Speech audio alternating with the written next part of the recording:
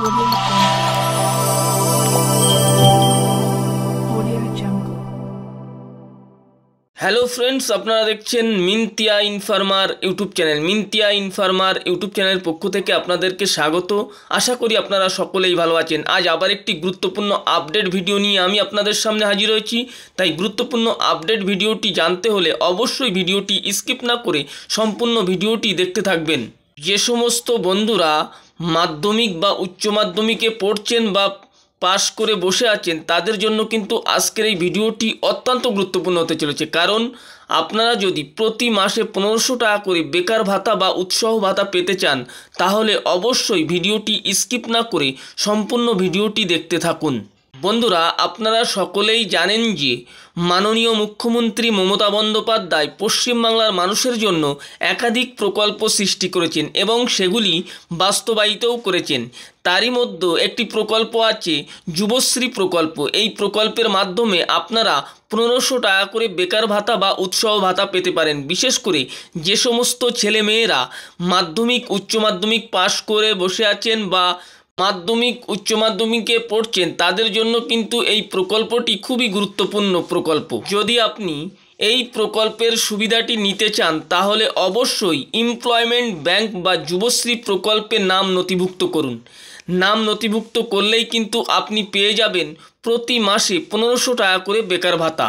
বিগত দিনের ছেলেমেয়েরা এমপ্লয়মেন্ট এক্সচেঞ্জ হিসেবে নাম নথিভুক্ত করত এই প্রকল্পে। বর্তমান মাননীয় মুখ্যমন্ত্রী মমতা বন্দ্যোপাধ্যায় এই এমপ্লয়মেন্ট এক্সচেঞ্জের নাম পরিবর্তন করে এমপ্লয়মেন্ট ব্যাংক বা যুবশ্রী প্রকল্পে রূপান্তরিত করেছেন। এমপ্লয়মেন্ট ব্যাংক বা যুবশ্রী প্রকল্পের মাধ্যমে বেকার ছেলেমেয়েদেরকে 1500 টাকা করে বেকার ভাতা বা উৎসাহ ভাতা দিয়ে থাকেন এবং এখানে যারা নাম লিখিয়েছেন তারা কিন্তু প্রতি মাসে 1500 টাকা করে বেকার ভাতা পাচ্ছেন।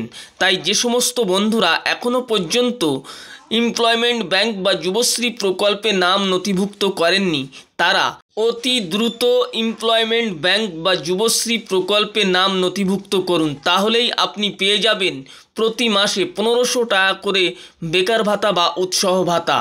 এই প্রকল্পে নাম নথিভুক্ত করতে হলে আপনাকে অবশ্যই মাধ্যমিক পাস করতে হবে।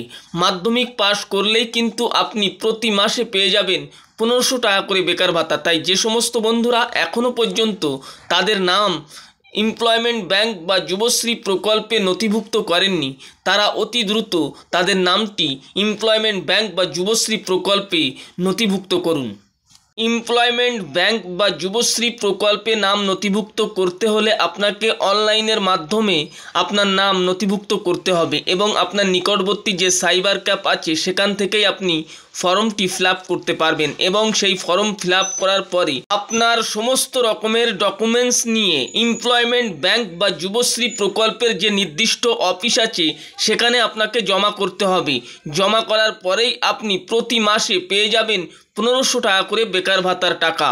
বন্ধুরা, ভিডিওটি ভালো লাগলে অবশ্যই লাইক কমেন্ট শেয়ার করতে ভুলবেন না। আর যে সমস্ত বন্ধুরা এখনও পর্যন্ত আমাদের চ্যানেলটি সাবস্ক্রাইব করেননি, তারা অবশ্যই সাবস্ক্রাইব করে পাশে থাকা বেল আইকনটি বাজিয়ে অল নোটিফিকেশনটি অন করে দেবেন। ভালো থাকবেন, সুস্থ থাকবেন, ধন্যবাদ। এমপ্লয়মেন্ট ব্যাংক বা যুবশ্রী প্রকল্পের যদি কোনো প্রশ্ন আপনার মনে থেকে থাকে, তাহলে অবশ্যই কমেন্ট সেকশানে গিয়ে কমেন্ট করতে পারেন।